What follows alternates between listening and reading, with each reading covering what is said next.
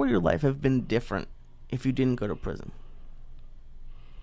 I was always doomed for prison. Really? It was either going to get me now or get me later. I'm very happy it happened when it happened. Very fucking happy it happened when it happened. They were either going to get me that time or they were going to get me in the next city. For something worse? For something worse or something. Who knows? The worst thing you could let a fucking cocaine junkie think is that he could get away with things. Especially with a weapon. I would have been a different person. Everybody changes once you get away with something like that. You got a certain fucking air to you. So I'm very happy that happened when it happened. It shattered my life for a while, but I don't know how I did it. I put it back together. Now I respect that side of it. You know what I'm saying? Right. I just meant more along the lines of, like, the way you were with, like, the drugs and robbing. Like, if you had come to Hollywood at, like, let's say 24. No. I would have never made it. I went to that weed store the other day up here, and I seen them do something very fucking weird. Okay. I seen them at 10:15 in the morning go and fill up their ATM bag. But they basically went out there with a fucking shopping bag filled with money. Whew. And they filled the ATM machine right in front of me. I could either sell that information or I could take some guy to kick in the door and I'm there with you with a walkie-talkie, a piece in your ear, guiding you through the whole thing. And you'd have to do it right, but you're going to walk out of there with some loot. But you still got to get the owner to take them to the safe because they got cash in there they don't report. They don't put in the bank. They put the credit card receipts in the bank and they hold on to that cash, and that's how they rotate their reefer. So if you go there or somewhere close to there, there's a safe with 200 large in it somewhere. And that's a nice weed store. So they got loot. This is how my eyes were 25 years ago. It sounds like they're still that way, though. Well, like, you still notice it, but you just don't do it? I still notice it. I still notice all the mistakes. If I go in there one more time at 10:15 and I see them doing that at 10:15, they're doomed. They're doomed. What are you going to do? 25 years ago? No, not now. Oh, okay. 25 years ago, they're doomed.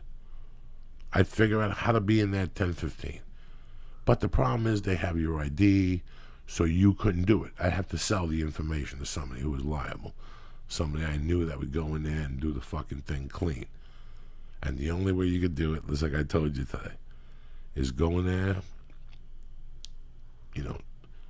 pull them all in the back and explain to them what you want and right away shoot somebody in the kneecap. Let them go down, let them yell and shit. Take the owner right to the back. You got a guy covering everybody, and he opens up the safe and gives it to you. You give him back 10 grand, tell him you love him, and then you'll see him again and run the fuck out of there. You take that car and you fly the other fucking direction on cold water, and you pray for the best. And you got both fucking roads right there. You can hit the 170 or the 100. That's menacing. I'm going to see you later. That guy's going to freak out. Somewhere along the line, you'd have to have a switch car and break up, because that to be the 3 or 4 of us. Now, it's not money to fucking retire in the Cayman Islands and buy a hotel, no. But when you're a street piece of shit, 50,000's a lot of loot for fucking 15 minutes work. Plus a jar of reefer. Because I'm taking 2 or 3 jars of reefer with me. But that's how loose they are, Lee. They're that loose. I saw it. I think I know the answer, but you never get tempted. Like, that's probably a bad example. I'm not saying rob a store, but like, let's say you were at CVS, right? And their deposit bag was on the counter and there was no cashiers. No. There's cameras everywhere today, Lee. They're either going to find me in a week or they're going to find me in 6 months, but they're going to find me because they're going to take those posters and send them to all the CVS's. And eventually somebody's going to go. And I'm talking about, I hate to say this word to you. Am I talking about now or am I talking about 6 years ago before the podcast? Either one. When every once in a while somebody would say, that guy looks familiar. No. You follow me? I'm talking about before the longest yard and shit like that. They're going to get you in a month now with cameras. You basically can't do nothing. See, there's more cameras out there than what you know. Oh, yeah, like all the street lamps and all that stuff. So when you're walking down, you cross from the fucking train in North Hollywood Station, and you walk to all those fucking bars there on Lancashire. You have like 1, 2, and the bar on the corner of the Federal, where they shot the Sons of Anarchy across from that fucking place. Right there. Whatever you do there is on tape on 18 different cameras, plus what's flying around you. Yeah, the drones and it's there was this thing, and I was just someone destroyed something the other day, but a drone caught them. Like they caught them destroying like this natural formation, and it's getting kind of like it's good that they caught that, I guess, but it's getting kind of weird. Like it's getting kind of scary to go outside now. No, it's not. You don't think so? No, it's scary depending where you go and what time you fucking go. I just keep looking. I was thinking about you today. First of all, you leave the house. You're in a positive fucking state of mind. Okay. Right. Okay. You don't have to have a gun. No. You don't have to have none of that stuff. You leave your house. It's a beautiful day to be alive, even if you got $2 in your pocket, because you're alive. Okay. You walk down the fucking street. You're walking, your chin's up, your chest is out, you're breathing. But the beautiful thing is you're not looking at your fucking phone, Lee. If you pay attention, America's a beautiful fucking thing. Now, let's say I take you and I go, Lee, I need a big favor. Take me down to Mexicanville to get heroin. And I leave you in the car by yourself, and you don't really know the game. You're going to get mugged. You put yourself in that position. Now, listen. Me and you could be going right now to Big Wang's after this. Right. We walk over. We go to cross the street. The light's perfect. And a guy runs a red light and kills his boat. There's a percentage of that. There's a percentage that when we go to Big Wang's to get wings, fucking Johnny Goomba is going to go in there and shoot a bunch of us because somebody fucked his girlfriend. Listen, man, you can't live like that. You can never live like that. I would never want somebody to live that way. Things could happen all the fucking time. Bad things could happen all the fucking time. And in the weirdest fucking situations. Right. Yeah, and that's the fucking scary part. Like, but if you keep your head on top and you're not looking straight ahead and you're watching the cars coming, and if you walk down the street and for some reason it's 82 degrees, but that guy's got a hooded sweatshirt on and there's a bump under his fucking shirt. Or there's a lot of things you can't control. If there's an earthquake and a building falls on your head, you ain't fucking the Hulk. You ain't holding up that fucking building. Right. But you can't, listen, in my world, it scrambles through my world from time to time. What if I get on a fucking plane tomorrow and the plane crashes? What if I get on a plane, Alibaba and the 40 fucking thieves are on the fucking plane? What if I get on a fucking plane and, dog, there's 1,000 possibilities in your life. But you got to live your life. You can't, listen, you know why I know this, Lee? Why? Because I told you once, and I told everybody that listens to this podcast, there is nobody that's more scared than I am of life. If I would be a millionaire, I would stay in my house all the time. Yeah, that's what I'm saying. And you would know that. But it wouldn't be because of fear. It would be because, social fears. It would be because of 1,000 fears. But it wouldn't be fear because the world might fucking end. You don't think I worry about my wife? You don't think I worry about my child? You don't think I worry about my friend Timmy driving a truck in New York all night? You don't think I worry about D'Agostino driving on the 405 all fucking day? You don't think I worry about Tommy East living in the fucking van? I know the realities that Tommy Easton knows the realities of living in a van. But, it's when Kate came in here 8 months ago and she was talking about moving in a van. Obviously, you don't know the realities of living in a fucking van. No. Listen, man, bad things happen to good people. Bad things always happen to great people, and it breaks my heart. It breaks my heart. Right now, tonight, I could leave here, Some guy comes up looking for fucking pussy and he shoots you in the fucking chest. No reason. No rhyme or reason. You had nothing to do with his fucking world. And you're gone. That could happen also. A lot of things happen like that. But you always have to live your life.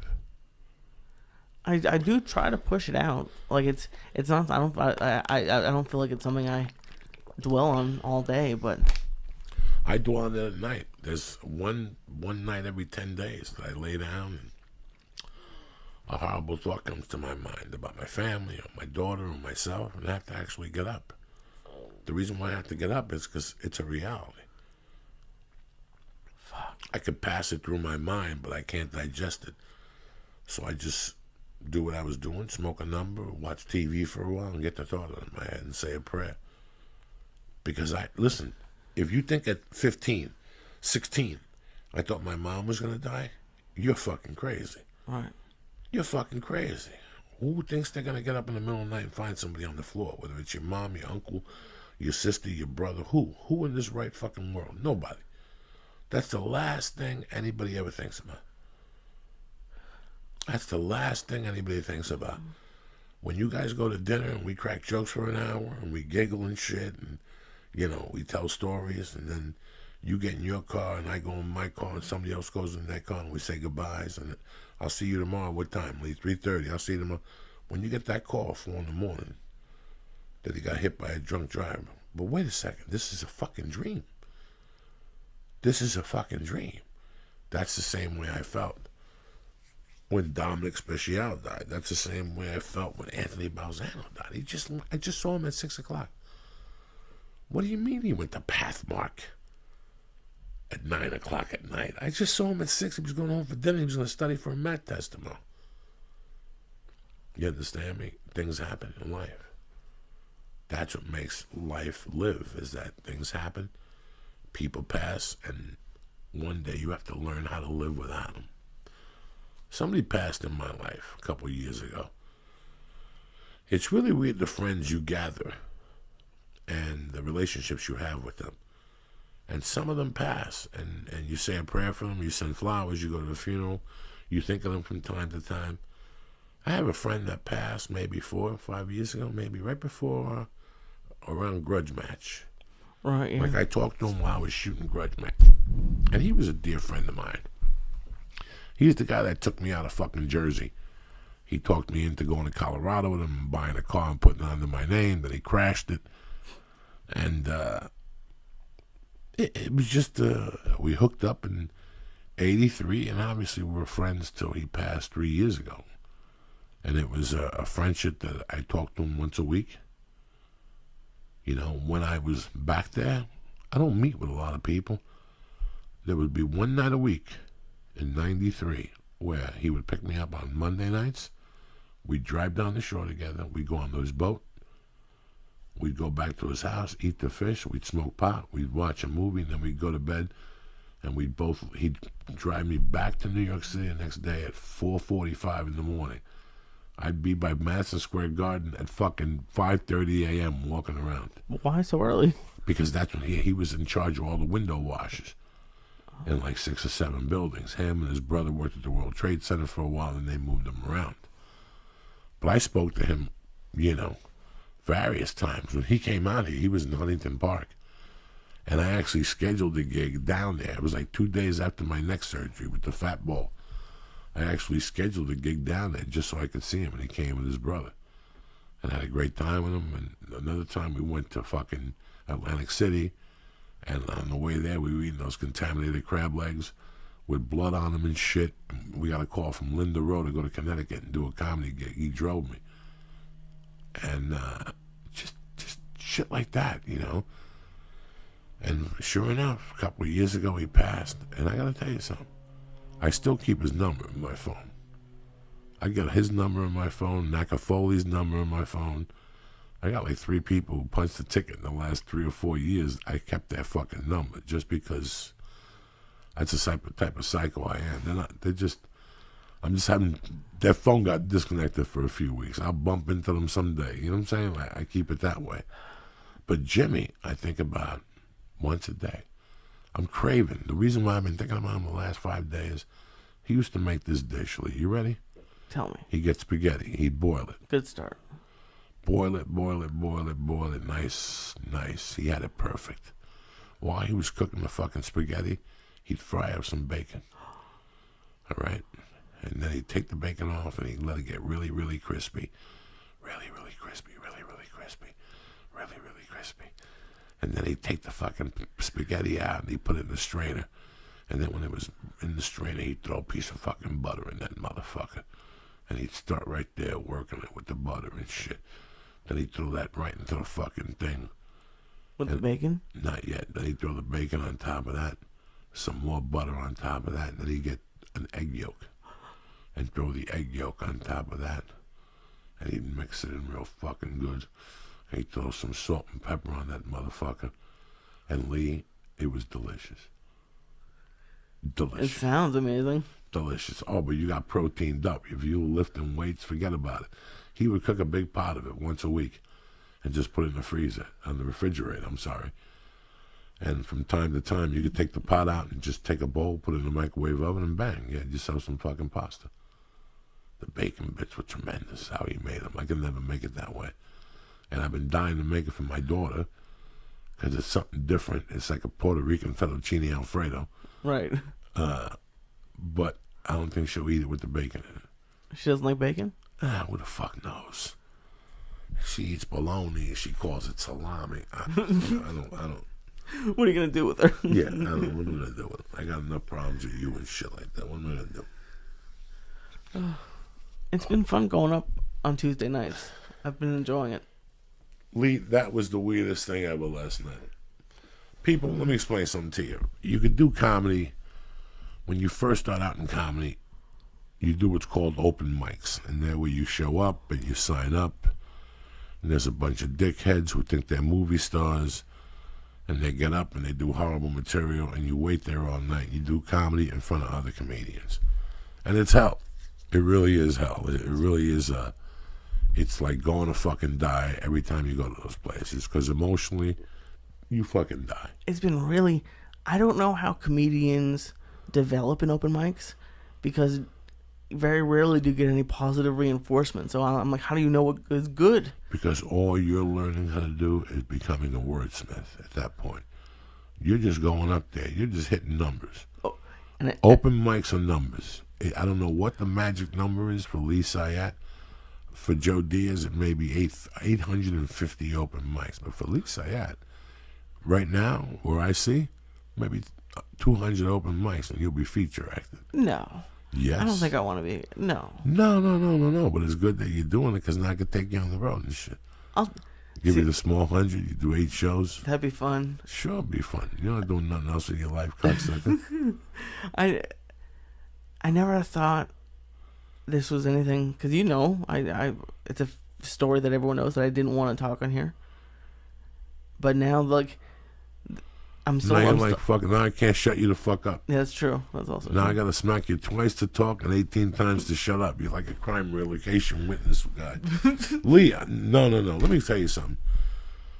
I love going to the Comedy Store, and I love going to the Laugh Factory, and I love going to the Improv.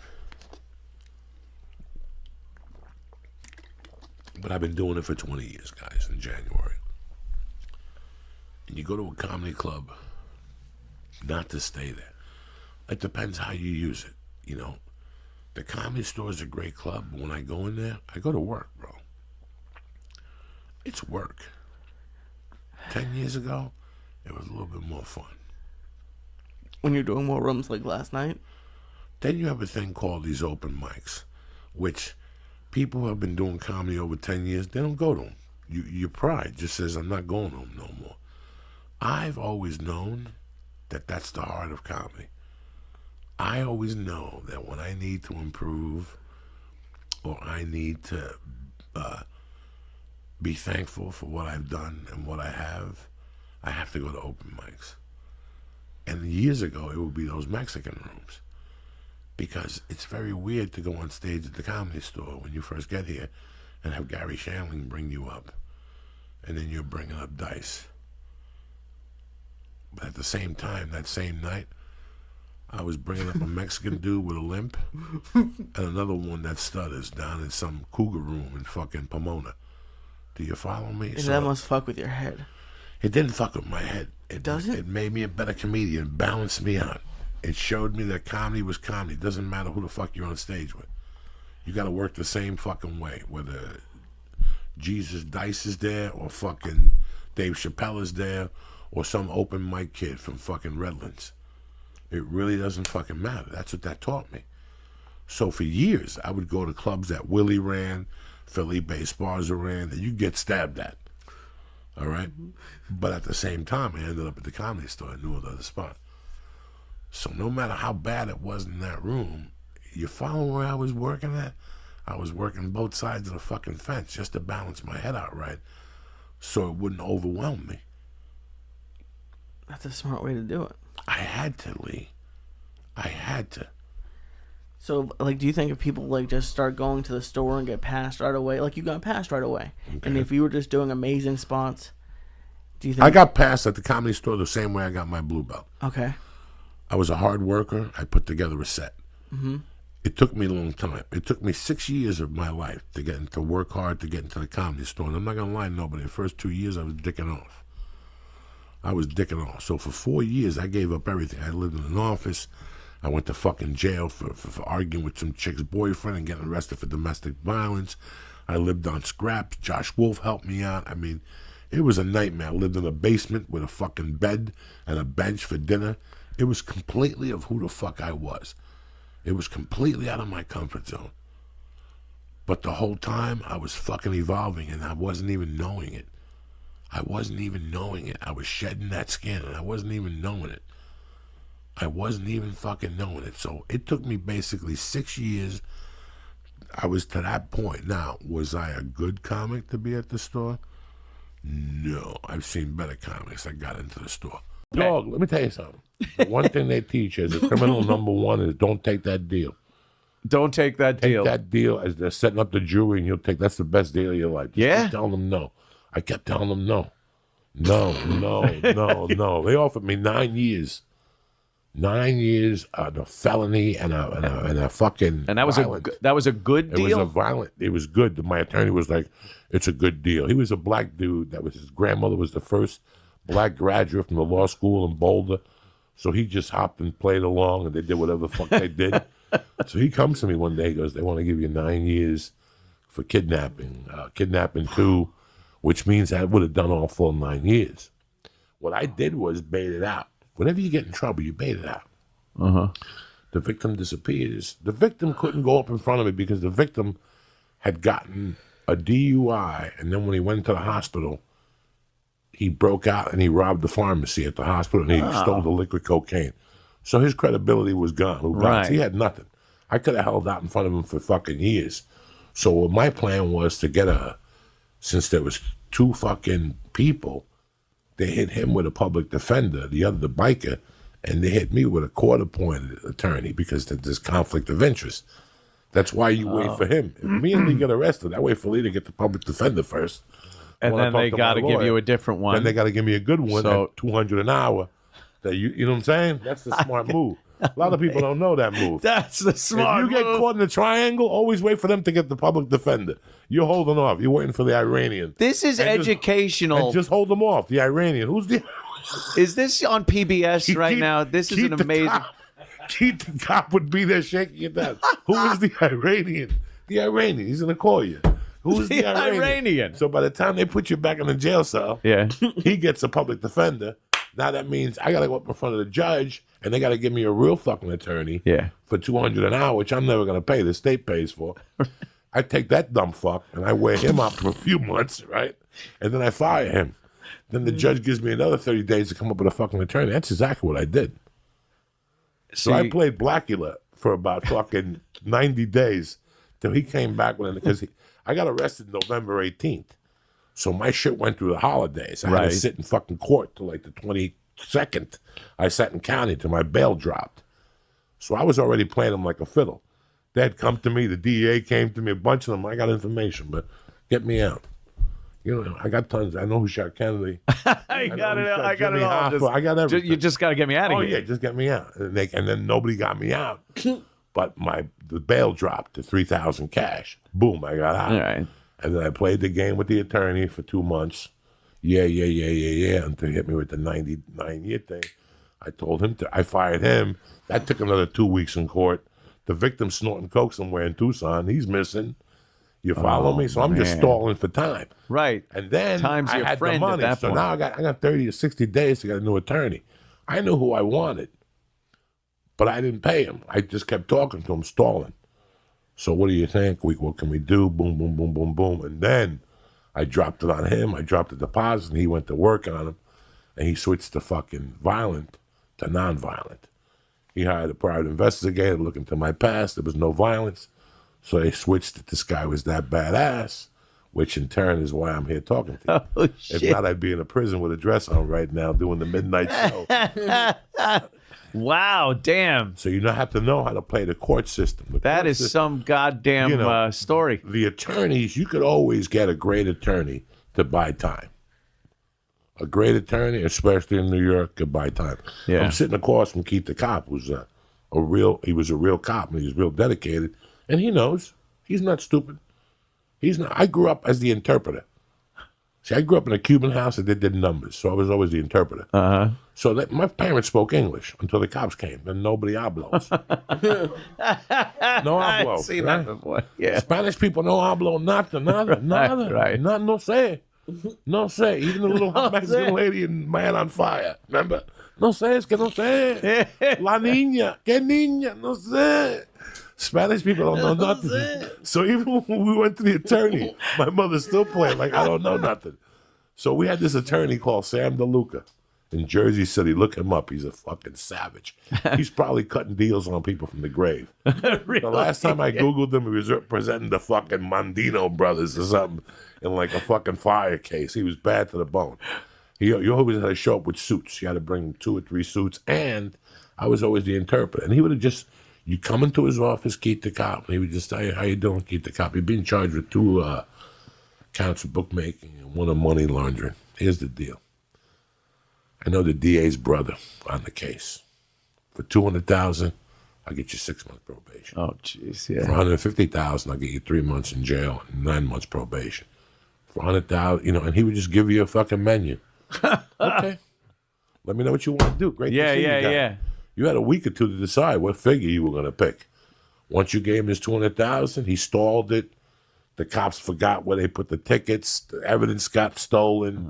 It was a fucking scam. So, but what happened? Well, I thought it was supposed to be justice. It's supposed to be justice. I don't. But, it's like I'm watching Narcos, and they're showing you this Mexican government that's so corrupt. Jesus Christ. I lived in a government in New York City, which the cops will call you and tell you, listen, we're going to bust you today. Just have a little bit of cash. Have a couple calculators. That's it. Yeah, They yeah. showed up, they arrested you, they put handcuffs on you. And what a coincidence that in New York City, bookmaking used to be a misdemeanor. It's a felony over the fucking bridge. Wow. Isn't that amazing? That bookmaking is a misdemeanor in New York City. You get arrested for bookmaking, you get a ticket. Yeah, yeah. And then if the cops take $1,000 from you, you meet them at the bar and they give you $500 back, and everybody's happy. They make the papers, you make the papers, everybody's happy. You know what I'm saying? You make the police blotter, they make the arrest. It's a fucking system. Yeah. I don't know. Is it still like that in? I don't know about I New don't live York. in New York City. I think they've really had to clean up I their couldn't act. imagine getting in trouble like a place here. Yeah. A place here, everybody's straight laced, but everybody wants a Maserati. Yeah. You know what I'm saying? Everybody wants a fucking BMW, so you Right. can make things happen. But I think if you have money, you could basically in any part of the country, you get the best attorney. If you watch the OJ versus show, as the show is a great show, but what you learn is if you have enough money, you hire 3 great attorneys, they'll eat you up alive. Yeah. And you put it's like a great basketball team. And I'm not being racist here. I'm just saying the truth. 5 black guys, you go crazy. That's why the Celtics always won. They had Bob Cousy to slow the pace down. You get 4 fucking savages and 1 little Jew to run the show. We're gonna get a not guilty plea. You know what I'm saying? All those years the Celtics were great. Yeah, they had Bill Russell and this guy and that guy. But they always had a little white dude running the show to calm everybody down. Right. Brother, calm down. You know what I'm saying? Brother's going to be all right. He didn't mean nothing by it. Oh, shit. Yeah, I think that the OJ thing did kind of show that, wow, the money really does work. It's like the Dallas Cowboys against a high school team. It's like me putting the Dallas Cowboys against a high school team. Yeah. I get 3 high-powered attorneys. I got $10 million. I can do whatever the fuck I want. You know what I'm saying? Like, yeah. $3 million deep, you're rolling it. If that was Tyrone Simpson, and he was up for murdering his white wife and her buddy, he would have been electrocuted. This wouldn't even have been. They would have electrocuted him at the jail. He would have got electrocuted. That wouldn't even have been an issue. Terrible accident. But OJ, my favorite of that whole trial was the verdict at the end when they acquitted him. And Robert Kardashian, is standing next to him. The whole lawyers, they got OJ there, and the jury says, we find the defendant, Arnold James Simpson, not guilty. And Robert Kardashian, looks down, and you see him on the video. Looks down, he looks over, and you could read his face going, but he's fucking guilty. But he did this. and it just goes to show you what a high-powered, expensive team of lawyers can do, because that motherfucker was so guilty. What a sloppy murder. You ever watch Forensic Files? It's amazing. These people try to murder someone and not get caught. They do things, and forensic, they find little fibers and everything. OJ just went there, stabs him, slits their throat, blood everywhere, sloppy mess, walks away, leaves footprint, and they don't get him. They can't get him on it. It was the sloppiest murder ever. They missed 2 key pieces of elements. They missed fingerprints on the gate. It started raining that night. On his gate, or That's what a lot of people don't know. It started raining that night. It started raining in L.A. There was like a light drizzle, and they could only get a partial print, and there was some other blood, But they fucking flipped it around. They played the race car. They made it a race thing. Yeah.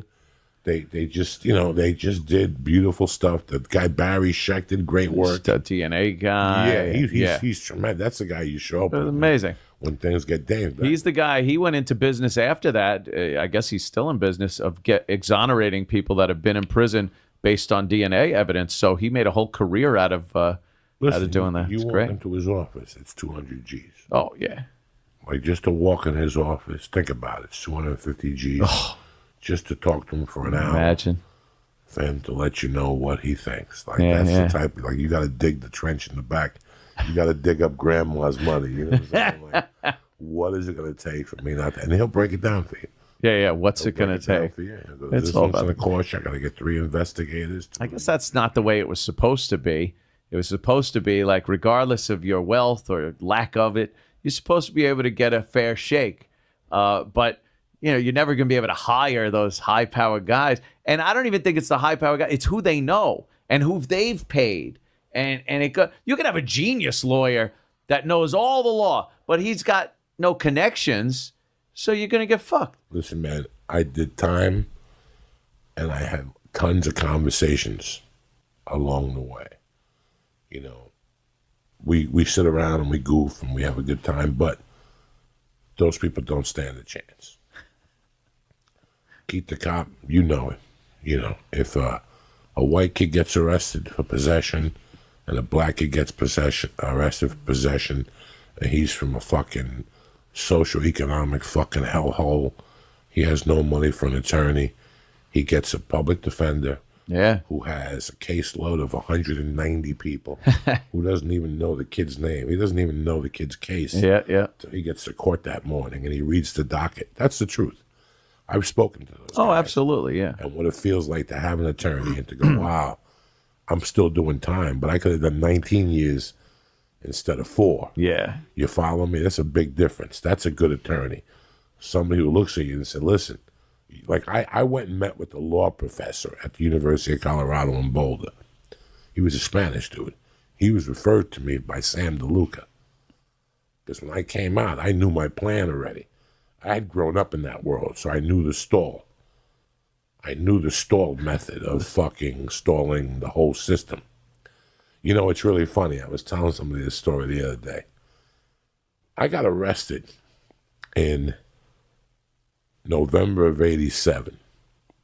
But in July of 85, I moved back to Boulder. And before I moved back to Boulder, this is just to let you people know the level of corruption that there is in this country. In 1985, there was a bank. And when they made a card for Anthony Cumia, they made 2 cards. One went to the bank, and one went to a guy named Lee up in the Bronx. Shit. And when you'd call your account in, that guy found out who it was. And they did that all the time. And it was a huge thing in New York at the time. You remember, Keith the Cop, when it was under $50, I didn't have to call it in? Under $50? Yeah, so if we go to a Chinese restaurant and we spend $21 for lunch, they would just put the card on a thing and roll it and give it to you and sign. Nobody's going to look through a book of stolen cards that the letters are this fucking big. Yeah, back in the old days, that's what they would do. They made it hard for you to know. Like, even if you look suspicious, even if you had the ID for the guy on the card, there was 1 out of 50 people that would break the credit card book out for the week. Yep. And look through the numbers and go, your number don't match the number here. That card's stolen. I call police right now. And you had to run out of the fucking restaurant. But besides that, you know, credit card was a big thing. When I went to San Francisco, it was traveler's checks. Oh, right, yeah. Oh, my God. They were like stealing. Yeah. They were like stealing. Just as good as cash. A guy like you come to me and go, I'm going on vacation. Where you going? I'm going to Peru for a week with the family. How you going to go down there? You getting traveler's checks? Yeah. How much traveler's checks you getting? 1,000. I give them to me. Say you stole them. And I'll give you, when they give me 1,000, I'll give you back 5. And you make 500. And I make 500. What's the big deal? I would do that. We all win. I would do that all day long. That's hilarious. See, I don't even think like that. That's how I'm not survive. saying That's how I survive. That's